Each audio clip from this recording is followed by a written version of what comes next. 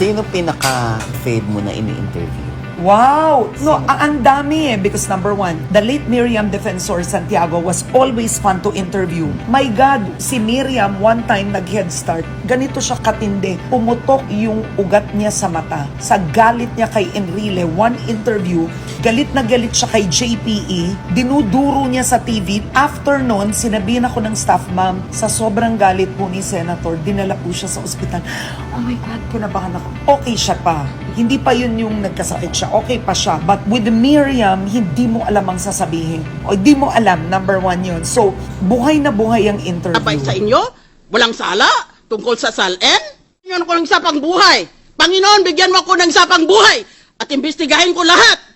Can Isa-isa. we answer the questions, No. however, the way we feel No. it should be answered? You should answer according to the rules of court as determined by the Senate acting as an impeachment court. That is the rule here. No, but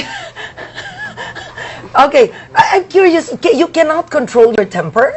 Huh? No, I'm really curious about this. During the impeachment trial, I anchored it for ANC, so I was seeing you every day.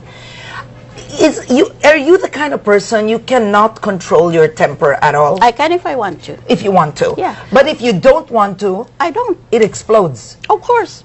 Any person, that can happen to any person. Yeah, that's called rage, though. No, it's not called rage. It's called righteous indignation. Okay. Nakikita mong batas, yun ang hanap buhay mo. Ginaganyan, binabastos ng tao, tapos wala kang kakibo-kibo.